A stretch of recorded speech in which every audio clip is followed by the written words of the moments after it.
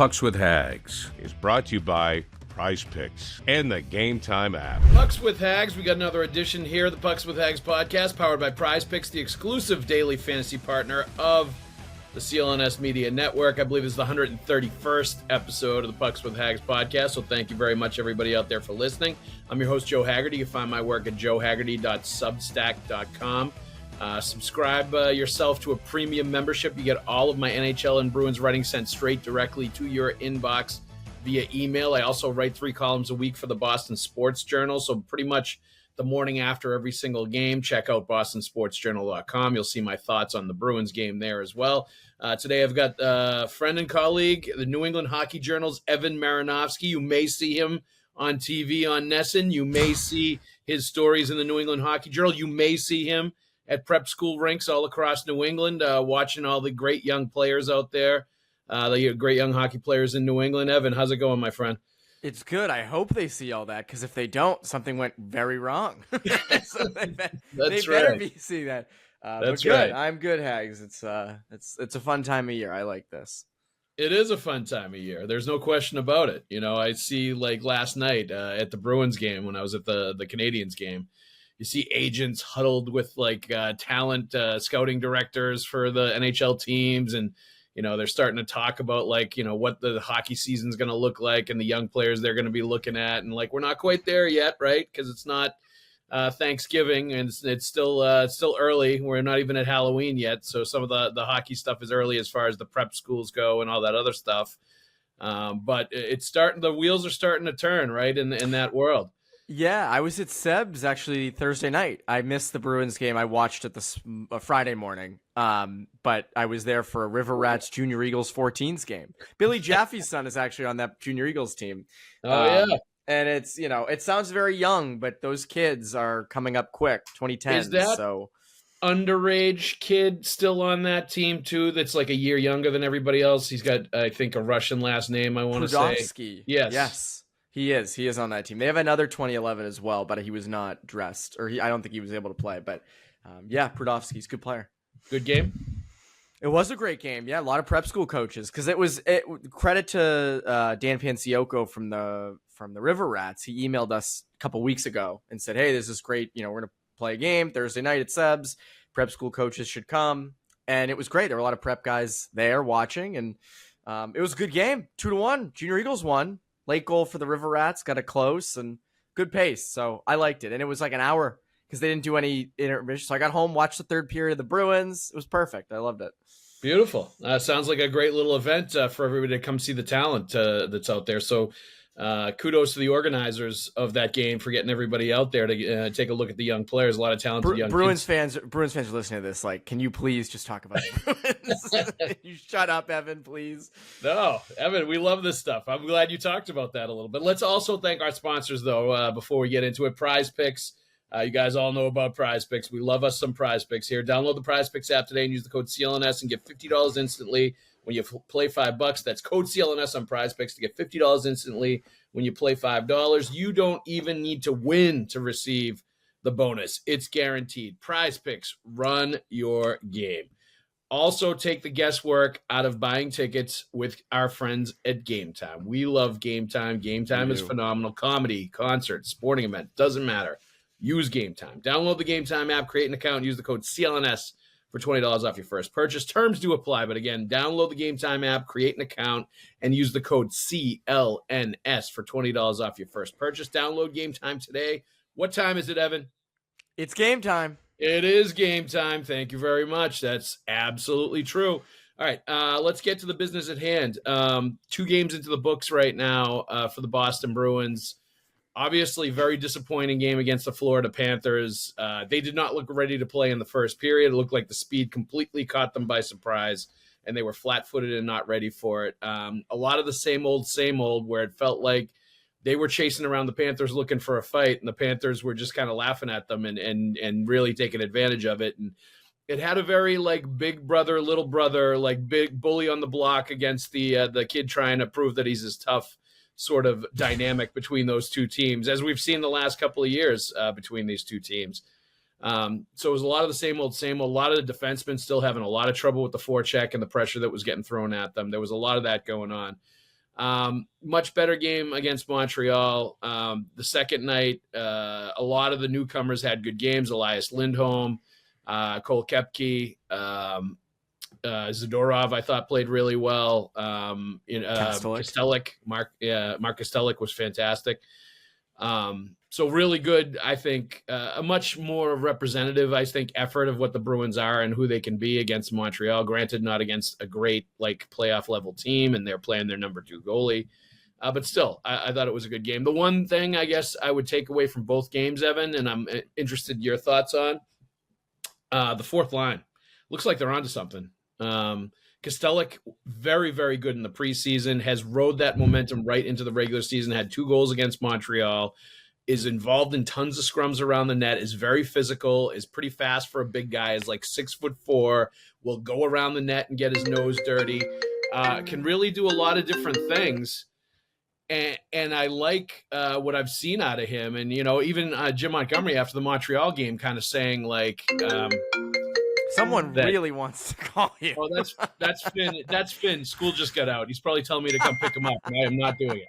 He is insane. He is adamant. Please come get me. Dude, he's one of those people that he keeps texting and texting and texting. I'm like, you are just going to be a hit with the girls someday when you're crazy. I was gonna say that trend's got to be stopped at some point. It really does. Hurts his Riz. Hurts his future Riz, as the kids would say. That's right. That's right. His Riz right now is not off the charts. He's going to work on the Riz, I think. He's going to work on the Sigma, the Riz, the Skibbity toilet, all that good stuff. I can't get into that. I can't do it. You know what? It's like jump the shark when I was in elementary school the other day and all the first graders, the 6-year-olds are saying, I'm like, oh, the high school kids can't say that stuff anymore. I do. I see it all over TikTok and Twitter, and my friends and I will say it jokingly to each other. But it's sad because we say it so much that it's like, oh my God, people overhear us. They think we legitimately talk like that. We don't. I'm doing a fantasy hockey league for the Pee Wee team that I coach. So a bunch of the kids have teams, including Finn, a bunch of his buddies. And one of them calls themselves the Wizards of Riz. And there's another one that's like, you're a Riz Harry or something like that. I don't know. It's like, you're a Wizard Harry. It's perfect. You're a Wizard Harry. That's what it was. There you go. Yeah.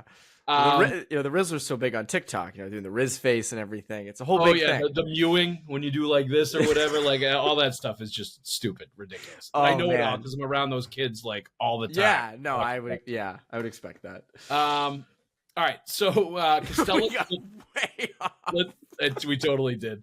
Let's get back to it. The Bruins' fourth line, Kostelik, 2 goals, really good start to the season. I think it was Connor Ryan had that stat about they've outscored 5-on-5 their opponents 4-0 already when they're on the ice. I mean, Cole Koepke last night was less than 8 minutes, 7:20 of ice time, had a goal and 3 points and was a +3, and had great game. And I think he's a find. I am very much developing the opinion now after watching him in the preseason, seeing him for the first couple, that he was buried in Tampa Bay, that he's a talented player, that was in a deep organization where they didn't give him a lot of looks. And I think he's going to flourish with the Bruins. He looks like an NHL player to me. He looks super fast, tenacious. He looks like he's going to be able to really produce some offense and be very effective in that fourth line. And the bottom line is Johnny Beecher, Kostelik, and Koepke, the 3 of them together after 2 games, extremely effective, extremely good fourth line, and I think the Bruins are onto something with these 3 guys, and it's going to give them a major upgrade on the fourth line than what they've had the last few years. I agree with you, and it's interesting because Koepke also had a great training camp. He did. And you look at sort of the Bruins pro scouting staff, and they keep having these finds of these guys who are sort of AHL players, but they're sort of in their mid-20s, so there is still that tiny chance that they end up being an NHL guy, and Wotherspoon, and now you've got Koepke, and obviously again, It's been 2 games, so things could change. And my guess is when Patra comes back, they're going to try out a different fourth line. I think the fourth line is going to rotate around a lot, but I do think you're right. I think this is a good. If they keep playing like that, they're not going to rotate. No, and they can't. They can't. They're going to have no choice. You're going to have to take Tufte off the third line or Max Jones or whomever, and so. I like that fourth line. I think it brings you something. I think the identity of that fourth line is ultimately going to be one, as we've said all offseason.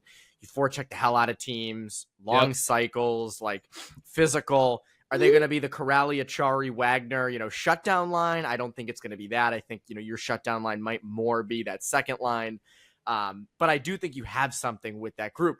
My big takeaway from the first two games, they got to be better battling in front of their own net. Yes. Like that to me is the real, like that was my takeaway from the first two games. And obviously it's 2 games in. Everything we say could be changed in a week. Like things change quick. You do have new D pairings and all that stuff, but some of it is fundamentals. Nikita Zadorov with no stick in front of the net. No stick. Like I'm not going to harp on that too much, but even like, that second, the Caulfield goal yesterday, right? That's Geeky's guy at the far post. Like it's not even fundamentals. I think, Evan, they're soft. They're soft. Well, that's incredibly soft. It's part of fundamentals in the sense that, like, Brandon Carlo's got to tie up Brendan Gallagher in front of the net there. Like, you can't let a smaller guy like that just get inside on you and tip that shot. You've got to grab that with stick. The goal, the Florida goal, the one that Sam Bennett scored, where the puck is at Peake's feet and he gets it and scores. Like, he's got to be tied up physically there. He can't be allowed to get that puck and get off a good shot when it's a 50-50 puck battle in front of the net and Peake is right there, and Peake's a big body. Like there's no way Bennett should have been able to shoot that puck like he did.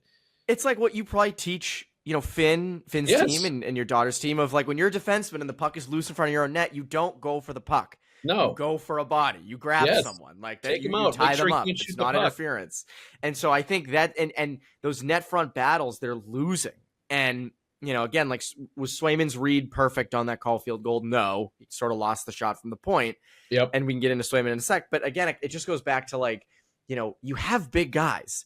Your thing in the offseason was you upgraded on paper on defense. Zadorov to Grzelcyk to Zadorov. You're bigger, you're meaner, you're stronger, all that stuff. Yep. That front of the net battles is part of it. You're not supposed to get pushed around. You're not supposed to have smaller guys come in and tip pucks and grab rebounds. And to me, like, that's the biggest thing that I took from that. There was a trend among both games as well as the fourth line where it's like, it is a little concerning when guys like Brandon Carlo are getting beat in front of their own net, or Peake, or some of these, guys you were supposed to rely on defensively aren't bringing that. And of course, as I said, 2 games in, could change, should change, better change. But I do think it's something to watch. Yeah, I agree. And that was definitely, like, the positive was the way the fourth line has played through the first 2 games. I brought the negative. Well, that's fine, Evan. That's why we have you on. You're going to be Captain Negative here. You're going to. Oh, I got to do it. Yeah, I got to wear the hat. Takes. I agree with you 100%. Like, I do think, though, that, like, some of it is just a bad couple of games. Like, Carlo's not going to be that bad defensively. No. For the balance of the best season. shutdown guys in the league. Part of it, he was really bad, I thought, in the Florida game. And part of it was he was getting engaged physically away from the net, and he was having a hard time getting back to the front of the net when he needed to get there. And I think that was the issue that I saw, is there was a couple of different times he was trying to throw a hit on somebody, or something was happening a little bit away from the net, and then he was getting beaten by somebody else to the net because he couldn't recover fast enough to get to where his responsibility was in front of the net. And that happened to him multiple times in that Florida game. And I think it's just a byproduct of, like, how physical and fast they are, that you could see he was having problems in that game because of that. I don't think Charlie McAvoy's been all that great in these first couple of games. And I think that is a huge issue as well. And that first game, I thought he was bad. I really did not like his game. That shorthanded goal was awful. It was awful. That is on him 100%. People want to say that was Korpisalo. It was not. Like, he, in that situation, he's a number 1 defenseman. He's a $9 million a year guy. He's got to find a way to not let Sam Reinhart get off a shot there, and certainly not get off a shot, even if it's a wobbly wrister. You not get off a shot that's going to be right under the bar. Like, he can't let him get that shot off, shield him away from the puck, and allow him to let that shot go off. Like, that is 100% his responsibility. And I felt like there was a few times, and he had a drop pass last night by the blue line that was horrendous and turned into a scoring chance for the Montreal Canadiens. And that could have been like a point in the game where things could have changed if they went in and scored. And granted, offensively, he's done some things. He's gotten on the board. Like, he's been okay. The 2 goals are encouraging. I mean, I agree with you on all the points with him, but I think it is encouraging that he has 2, just in terms of his own offensive game, you want to see him be a little more shot first. I agree, but like we can't have him going so far offense that he's like not getting it done defensively. And I think I don't like that the tip goal by Elias Lindholm. I think it was McAvoy streaking far post. Yeah, and it's like, okay, I mean, I like that. But you got to be careful. You got to be careful at times with that stuff. Yep. And like we talk about Zadorov. Zadorov, I think, has been fine in the first 2 games. He was one of the few guys that I don't think was a huge issue. Like he did take a penalty or 2 against Florida. He was trying to be physical. There was maybe one time I thought I found him to be, and I've seen this a few times now, where he's another one that will get engaged in something way away from the net, even when the puck is in the defensive zone, and he's like not even close to the net front. And oftentimes he is so strong and big that he can win the battle right there and get the puck out, and he doesn't have to worry about covering the net because he like puts out the fire right there. He just decides, I'm going to get the guy by the blue line, take care of it, and just, get rid of it. And he was great offensively last night too. Great passing the puck, getting his shots through. Like I thought he was very good and physical and all that. But I think he's actually been pretty good. It's Carlo, it's McAvoy, it's Mason Lowry was a -3 in that first game. He definitely struggled. So there was a lot of guys that I think struggled on the back end, to your point. Simple things as far as clearing bodies in front, being strong enough in front, definitely being like caught by surprise and sort of panicking with the puck at times when Florida was attacking them. Like they were making really bad decisions with the puck a lot in their own end on breakout opportunities, and when they had the puck and were retrieving it, because they felt the pressure and they were just like panicking with it, and that was a bad sign too. And this has been a trend for a couple of years now with Florida just causing fits with their forecheck and the Bruins' inability to break the puck out, and it also stems from Florida clogs the neutral zone. So if you get past Florida's forecheck, you got to deal with just a bunch of guys in the neutral zone, and you got to dump it in, or you have to risk trying to dangle someone and you turn it over. And I mean, again, it's one, and like with the Panthers thing, it's one game. They were hyped up from their banner raising. Bruins beat them all 4 times regular season last year. Didn't mean anything come the playoffs. Like, could it be the opposite? I mean, I think the Bruins would certainly like that this year if it's the other way around. But I just think it is a concerning trend that has been a problem for 3 years, and they really haven't been able to fix it against Florida. I don't remember the ins and outs of each regular season game last year against Florida. Obviously, the Bruins won all 4 of them, so they did okay regular season. But they were also missing bodies for some of those games too early in the year. Yeah, and I think that's one of the things where it's like, if you want to beat Florida, you have to score more goals. Duh. But to do that, you've got to move the puck out of your own zone. You have to have cleaner exits and offensive zone entries. And the other thing against Florida that really peeved me in that first game was just the desire to settle the score with physicality and trying to fight. And it's like, I get it. I get that you hate them, and I like that. It's good. It's entertaining. Right. But at the same time, like, you got to beat them on the scoreboard. Like, Kachuk's not dropping the gloves with Nikita Zadorov or Trent Frederick, and I wish he would. I agree with you. I wish he would, but that's not the way to do it. My thing is they just need to beat on those guys, Kachuk and Bennett. Like, don't even try to fight them. Like, don't do it the honorable way. Hit them. Just beat the crap out of them. Like, make their life miserable. Hammer them. Like, that's what they have to do, and they don't do enough. Like, I give Trent Frederick a lot of credit for stepping up, going right after Bennett, and wanting him to answer for the hit he threw on Marchand last year in the playoffs right away. And he wouldn't fight him, and neither would Kachuk. And they both instead it turned into like 3 Panthers trying to gang tackle Trent Frederick, which is ridiculous. Yeah. But it's hard. It's a hard challenge because like there's so many things that Bennett does on the ice that he does not even get called penalties for. No, it is wild. Even though he's clearly doing things that he should be getting penalized, and that's got to be frustrating as well.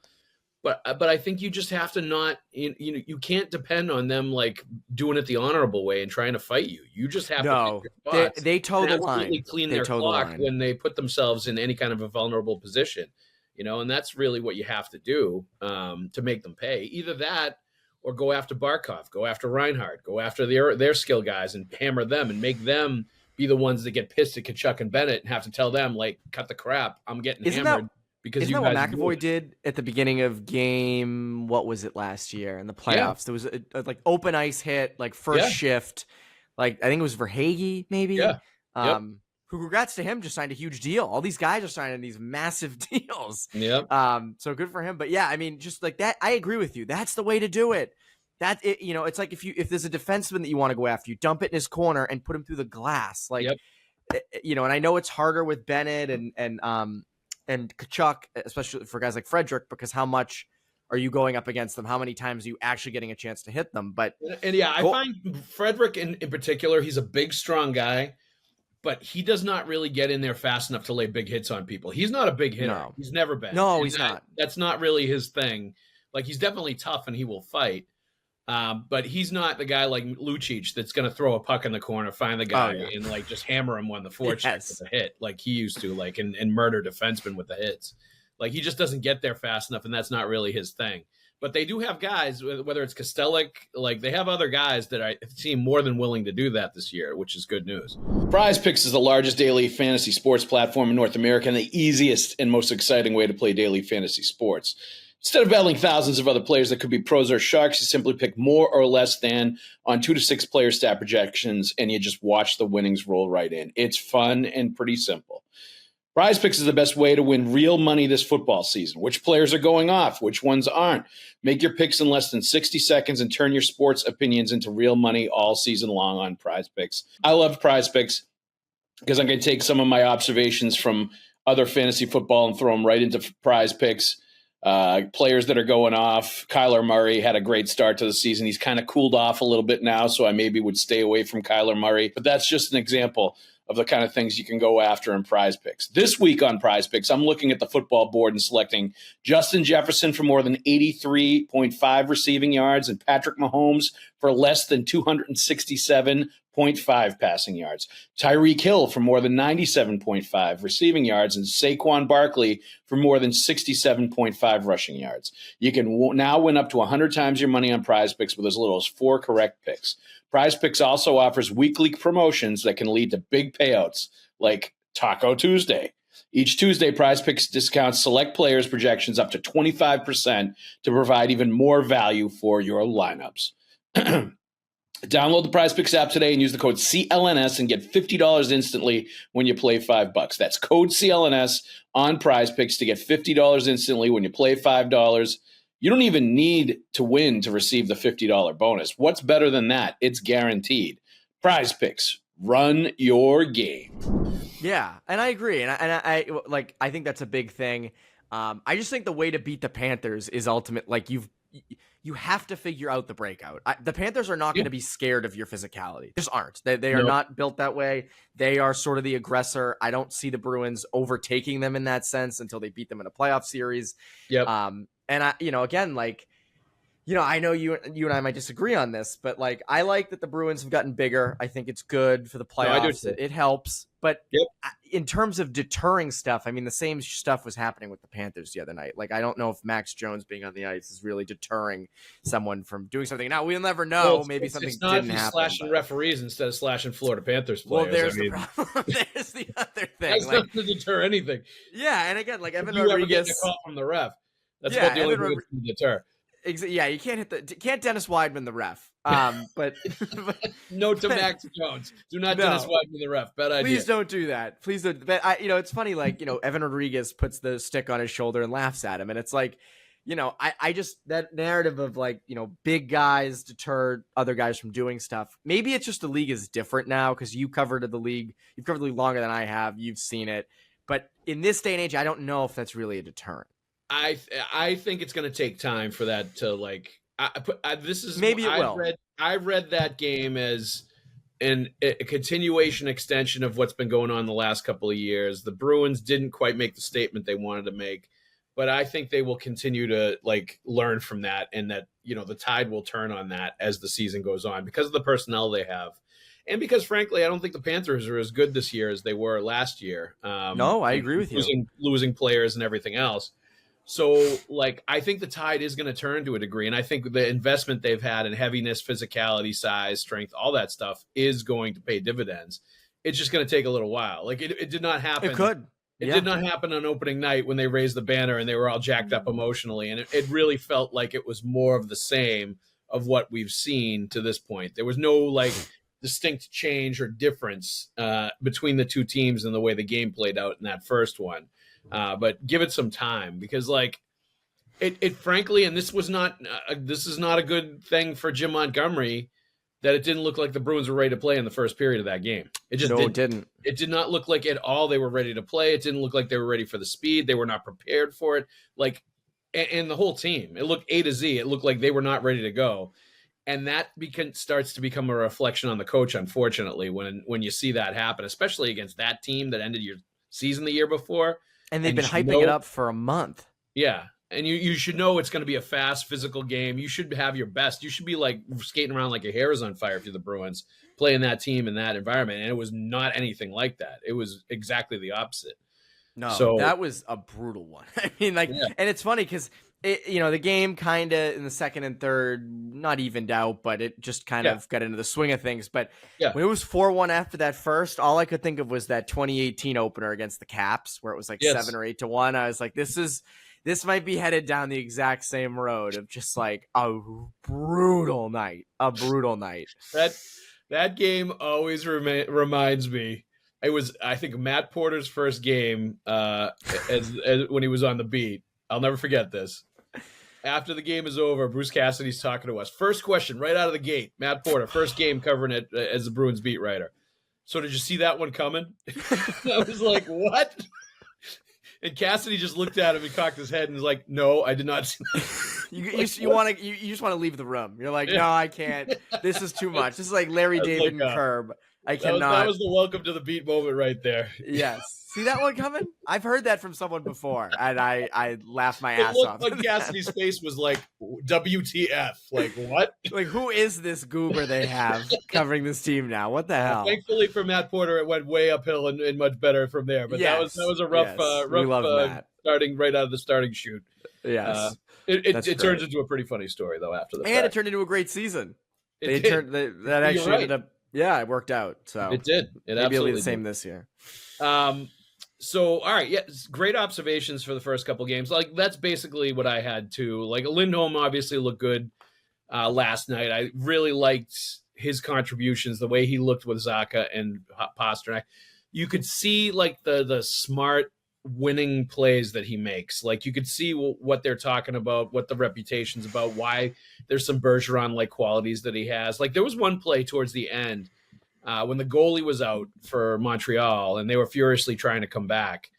And Lindholm got the puck down in the offensive corner with no goalie in the net. And like a lot of players, I think, would like frantically try to like carry the puck out of the corner and try to like go for broke to get the empty net goal. Instead, Lindholm just pinned the puck against the boards and was battling like 3 or 4 guys and allowing the rest of the team to change while he was holding the puck in the offensive zone and killing like 10 seconds off the clock when they're trying to run out the clock with the empty goalie situation with the 6-on-5. And I was like, that's a really smart, like that is such smart hockey, like such an intelligent play that an experienced, smart player that's concerned more about winning than getting empty net goals is going to make, that gets the team concept, that understands what's going on, that really knows what he's doing. And just has experience, you could tell, in those like last minute situations where you're protecting tight leads and doing all that stuff. So like, and that's on top of like, he finished with 3 points. He had a great pass to Pastrnak. No, was that was Zacha. That was not Zacha Lindholm. Behind the net. But Lindholm scored that big goal at the end of the first period. That was the go-ahead goal. Redirected a shot, a point blast from Zadorov. Didn't have a ton of shots on net. Didn't have like a huge stat sheet game, but like was in the mix offensively. Looked really good at center. Really smart player, and like frankly, felt like exactly what he should be. The frontline center they did not have at times last year that they really needed, and is going to really fit in and make them better. Like, as discouraged as you should be about the Florida Panthers game, I think you were encouraged by what you saw against Montreal, like that they're going to be even better than they were last year based on the way some of the new players came in and performed. Well, that's the thing is like, I harped on the negative stuff defensively, but I think when you look at the 2 big acquisitions they made, Lindholm and Zadorov, through 2 games, I've liked what I've seen. Like, they have been worth it. Now it's 2 games. Can't say that enough, but like 4 points in 2 games for Lindholm. That top line clearly works. I mean, they already, the offensive chemistry is really there. They are awesome below the dots in the offensive zone. And Zadorov's been solid. 2 assists last night. No one looked great in that first game, but I didn't think he was, particularly bad. No. But I think he wasn't as glaring as some of the other defensemen that were having real issues. That Lohrei Carlo pairing was was a tough night. But I do think like Elias Lindholm, what he brings, and I think you and we've talked about this a lot over the summer, is just kind of the upgrade. And that's why I never understood. Like I was doing Bruins with Pete Blackburn earlier today, and we were both kind of saying like that Lindholm signing got a lot of crap from Bruins fans, or from some Bruins fans, and then from definitely some national people. And to me, like, it's such a clear upgrade. They needed a number 1 center. Yep. He was the best number 1 center to go out and get. Yep. And they got him. And does that mean that he's Connor McDavid? No, but I think he fits this team's identity really, really well. He does. And not only that, he's a guy they've clearly liked all along. He's a guy they liked during his draft year. He's a guy they've tried to trade for before. Like, the Bruins are very predictable when it comes to players that they're interested in. They stay interested in these players. It's like they're on a quest to eventually get these players on the roster. So I'm surprised Noah Hannafin never got here. Seriously. I know. Like, I'm sure if there was a way that it could have happened, it would have happened, because that's another guy they've really liked.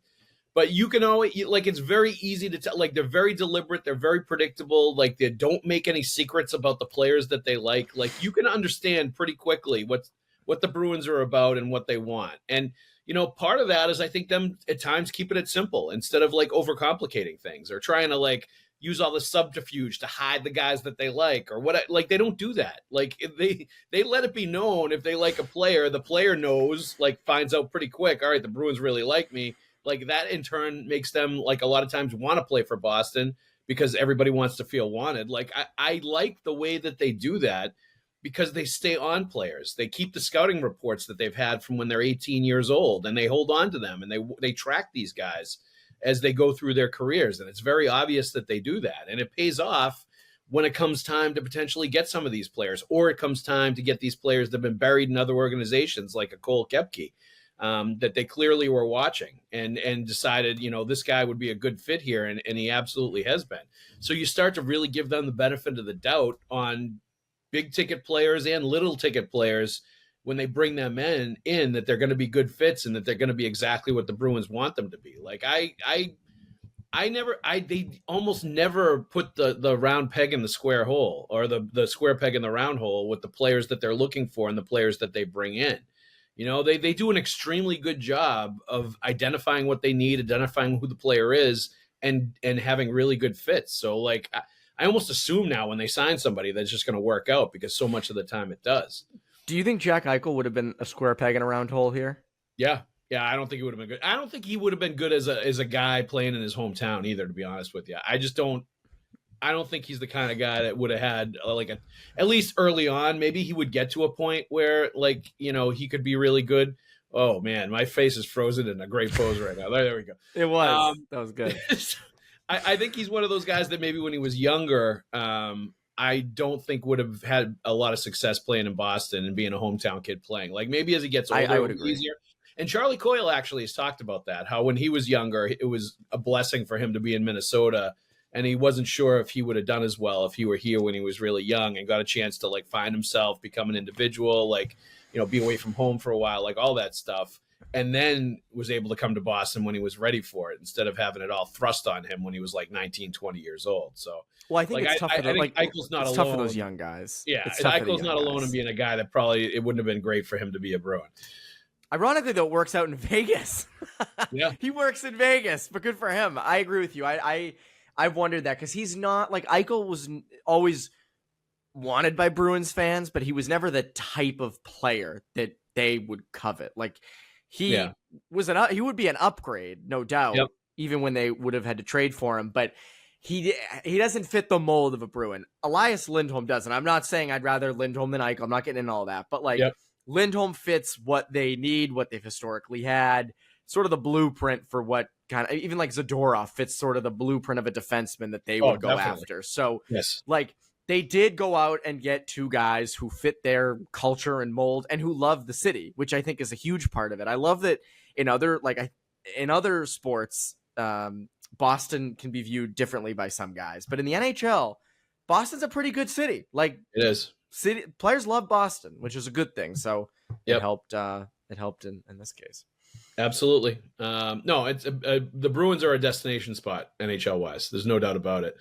For the culture of the room, for the way that the players are treated, for the history and success of the organization for a long time, like because it's Original Six, which means a lot, especially to Canadian players. It's a big deal.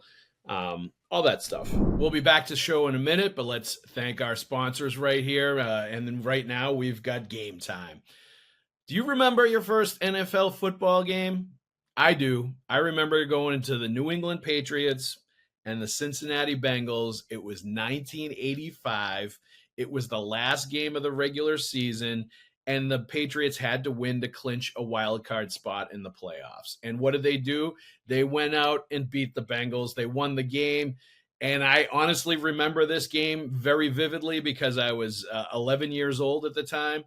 And after the game was over, all the fans stormed the field, ran down, ripped off the goalpost, and carried it right out of the stadium. I wanted to go down and do it and join the crowd. My dad said, absolutely not. There was no friggin' way you're going down there. And that was my first memory of seeing an NFL football game live. It was an awesome game. It was back in the Tony Collins, Steve Grogan, Tony Eason era, Stanley Morgan, all those guys, Andre Tippett. Great time to be a Patriots fan. But that brings me back to Game Time and going to NFL football now and going to a Patriots game at this point and how great that is. Wouldn't you want to have tickets to any of those games? Well, that's what you can get at Game Time. You take the guesswork out of buying tickets for NFL football, for Major League Baseball, for concerts, for comedy, for whatever. You take the guesswork out of getting those tickets with Game Time. Download the Game Time app, create an account, and use the code CLNS for $20 off your first purchase. Terms do apply, but download the Game Time app, create an account, and use the code CLNS for $20 off your first purchase. There's so many great features with Game Time. All-in pricing, toggling this feature shows the total up front with no surprise fees at checkout. The lowest price guarantee or Game Time will credit you 110% of the difference. Game Time ticket coverage, your purchase is covered with the most flexible customer service policy in the ticketing industry. Game Time is the gold standard when it comes to buying tickets for pro sports, for entertainment, for anything. So I'm going to tell you one more time. You want to download the Game Time app, create an account, and use the code CLNS for $20 off your first purchase. Download Game Time today. What time is it? Game time. Well, I found it interesting in the Prime documentary when Pasternak was walking the streets and was like, this feels like a European city. So for a lot of European guys, you feel right at home. Yep. That's definitely part of it too. Like North End feels kind of European when you're there. Yes. Very. All right. Tweet of the week. This Bruins team it's from Bevins Keith. This Bruins team is missing a real number one center and another scoring wing, like a middle of the road forward, like Jake DeBrusk. People got to keep in mind that this is still not a complete roster. It takes longer than one offseason to replace 37 and 46. Just saying.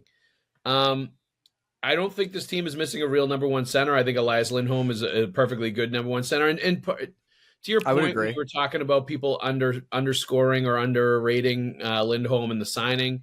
Part of that was just because he ended up a 3 center at the end of the year in Vancouver after they traded for him, and that he didn't have a great year in Calgary, and his numbers had been down since he wasn't playing with Johnny Gaudreau and Matthew Tkachuk anymore. But I think you put him with Pasternak and Zacha, that's similar, I think, to, when he had his best numbers, had his best season, had his best performance. So I think all of a sudden he very much, because of the way he plays, because he's a 200-foot player, a two-way center, a smart player, and he's got the ability to play with those high-end players and put up big numbers when he's with them. Like, he's absolutely a number one center. I don't think there's any doubt about it. Now, the point about the scoring wing, I think, is going to end up being true. I think the Coyle, Marchand, Geeky line, if it stays that way, is going to go through some times where they're not going to score as much. I just think until they get a dynamic guy on the wing instead of Geeky, I think they're going to go through ups and downs offensively. And maybe you're not going to get the best offensively that Coyle and Marchand have to offer until you found somebody that could be a little bit more of an offensive catalyst than I think. And I like Morgan Geeky as a player. I think he's very solid. I think he'll do okay there. Certainly he's been on an uptick every year offensively, and he had a good year last year. But I think he's more of a third line guy than a guy that's going to give you like 25 goals and 50 to 60 points. So I do think in that sense it's an incomplete roster until you put somebody in there. And I'm not sure if there's anybody here. Maybe there will be. I still think that it might behoove them to try some of these other third and fourth line guys in those roles to see if any of them, especially the younger guys that are still establishing themselves, like a Koepke, for instance, like some of those guys, put them in those situations and see how they perform as well. Yeah, Brazeau, definitely another one. Brazeau, I would try. I would try Poitras on the right side. I would rather Poitras be down the middle. I'm like firmly team Poitras down the middle, but yes, if that third line ends up solidifying, I would love to see Poitras try that second line right wing. I also think like the perfect guy is like a Tyler Toffoli for that right wing on that second line. Like that'd be the perfect kind of guy. 20, 25 goals. You see last night with Celebrini, him and those two have quite the connection. So someone like that. And I also think if you went out and got someone like that, it moves everybody down like into their right spot. Like you'd have Geeky on the third line. I don't know, like a Tufty or a Jones moves down to the fourth. And I know it's kind of a mishmash right now. By the way, that Sharks team I find fun to watch. Maybe it's because I love Will Smith and Celebrini, but for sure, I think it's great. I think it's awesome. There will be a lot of interest from New England fans to watch that Sharks team. And like they're always going to have a heavy New England flavor because Greer's the GM and Tim Burke is like a big, person in their scouting department. So they are very attuned to what's going on in Massachusetts and New England. So they're always going to have like local talent, I think, on that team. And it's always going to feel like a little bit of Bruins West out there in San Jose. Almost Swayman out there. Could have been Swayman too. Could have been. Great. Yeah, that would. Well, if they want to ship him to Siberia, that's where one of the places they would have shipped him to. If it was a punitive trade, they might have shipped him out there. Yes. But yeah, I think that was fun to watch. I definitely think the Bruins are onto something with some of these other guys. I will say one last observation. I'm not sure either. I'm not seeing enough out of Max Jones or Riley Tufte to like seize a spot here on the completely Bruins. Agree. One of them needs to step up and show something because they're not showing it the first. And to be honest with you, like Max Jones gets a little bit of a mulligan because he was hurt for most of training camp. He's kind of he's playing catch up right now. And I think that, you see the talent with him and that it's there. Riley Tufte, I just haven't seen it. Like I know he scored a goal in the preseason, but I just don't see enough out of him to think he's an NHL player. He feels like an AHL player to me when I'm watching him play. Like there was a point last night where like he couldn't win a puck battle along the boards against a like much smaller guy on the Canadiens. And I'm like, dude, if you're like 6'7" or whatever you are, and you can't like win the puck battles along the boards, like that's gotta be automatic. Like if you're going to be that player at the NHL, you automatically have to win those battles every single time. Like that, even if you're not going to be a dynamic skater, you're not going to like score 30 goals. Like if you're that big and you're a wing, you need to win all the puck battles along the boards. And for him to not do that in that situation, I was just like, I'm not seeing it. I agree with you. I don't either with him. I will say, speaking of small guys from the Canadiens, Lane Hudson, boy, can that kid move. Yeah. That kid can move. I don't know how much offense was created from him, but it's funny to watch. Basically the exact game he played at BU, just right to the NHL in the sense of just dancing around the blue line, just that edge work. I mean, I think he was a North Jersey Avalanche back in the day. Those guys translate. Those guys always translate. Good for him. I like to see it. When you see that skill jump off the ice at the Hockey East level, that translates. Like those guys are going to go to the NHL and be able to have success. Like some of them, they're just no doubters. You can tell right away. The Will Smiths in him and Ryan Leonard when he goes to the NHL, same thing. He's going to have a lot of success too. I agreed on him. I also think Cutter Gauthier is going to be big for Anaheim this year. I think that kid's built for the NHL. I like him. Yep, I like him. One of my goddamn Pee Wee players took him one pick before me in the fantasy drafts. I was in the later rounds. I was like, I saw Cutter Gauthier. I was like, oh, he's going to have a good year. I'm getting him. Steal. Yeah, somebody stole him right out from under me. those Sharks-Ducks games are gonna in New England are gonna have like a .00001 rating out of 100. It'll be like me and you watching those games at 10 p.m. And Diver, of course. Div will be watching as well. Yeah, some East Coast dude, Mark Diver. Mark Diver, some New England hockey guy. New England hockey guy, yeah. Some New England hockey dude. All right, Evan, thank you very much for joining us. This was fun. Let's thank our sponsors. Download the Prize Picks app today and use the code CLNS for our friends at Prize Picks and get $50 instantly when you play $5. That's code CLNS on Prize Picks to get $50 instantly when you play $5. You don't even need to win to receive the $50 bonus. It's guaranteed. Prize Picks run your game. Let's also thank our friends at Game Time. Take the guesswork out of buying any kind of tickets with Game Time.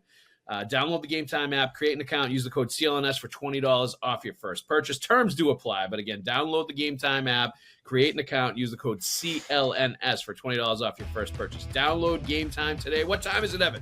It's game time. Game time. That's right. Evan, thank you very much for joining us today, my friend.